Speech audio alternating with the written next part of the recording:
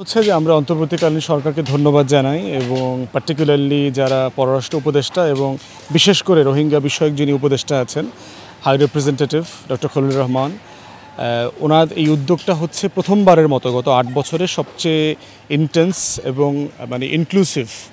এবং এর আগের যতগুলো প্রোগ্রাম হয়েছে সেখানে কিন্তু কখনো আমরা দেখি নাই, রোহিঙ্গা প্রতিনিধি দেখি নাই। এবং এই বছর আমরা দেখলাম যে রোহিঙ্গাদের মধ্য থেকে কাইন্ড অফ নির্বাচন এবং বাছাই করে প্রতিনিধিদেরকে আনা হয়েছে এবং যারা তাদের গল্প বলেছে। পরশুদিন বিকালে সন্ধ্যায় আপনারা শুনেছেন তাদের যে কষ্ট, দুঃখ, বেদনা, ভোগান্তি, এই গল্পগুলোকে জাতির সামনে তুলে ধরা, শুধু না আন্তর্জাতিক মহলের কাছে তুলে ধরা, এটা একটা বিশাল উদ্যোগ এবং এটাকে আমরা অ্যাপ্রিসিয়েট করি। দ্বিতীয়ত হচ্ছে রাজনৈতিক দলগুলোকে আলাপের সাথে সংযুক্ত করা, কারণ আপনি জানেন যে আগামী ফেব্রুয়ারি-মার্চে একটা নির্বাচিত সরকার আসবে। অতএব তারা যে কাজগুলো করছে এই কাজের ধারাবাহিকতাটা বজায় রাখাটা খুব জরুরি একটা কাজ। তো এটাকেও আমরা ধন্যবাদ জানাই এবং গুরুত্বপূর্ণ মনে করি।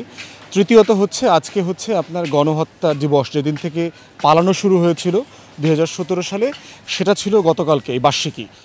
অতএব এই বার্ষিকীর দিনটাকে ধরে রেখে এই সম্মেলনটাকে আয়োজন করে একটা বার্তা দুনিয়াকে দেওয়া হয়েছে যে এই গণহত্যাকে আমরা ভুলে যাই নাই।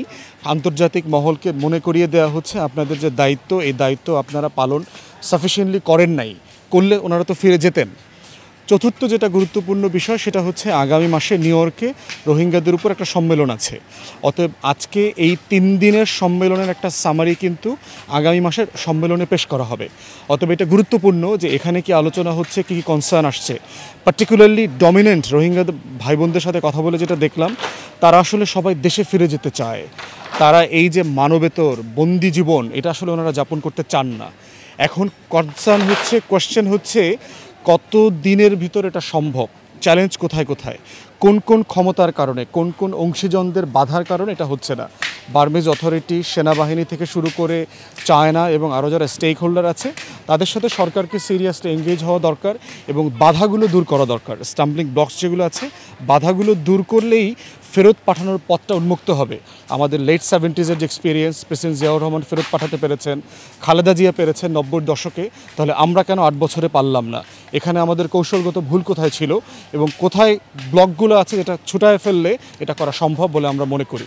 তা আমরা উদ্যোগকে স্বাগত জানাই এবং এটা আগামী সরকার, নির্বাচিত সরকার যেন ফলো আপ করেন কনসিস্টেন্টলি, সেটা আমরা প্রত্যাশা করি। খবরের কাগজ, নিখাত, নির্ভীক, নিরপেক্ষ।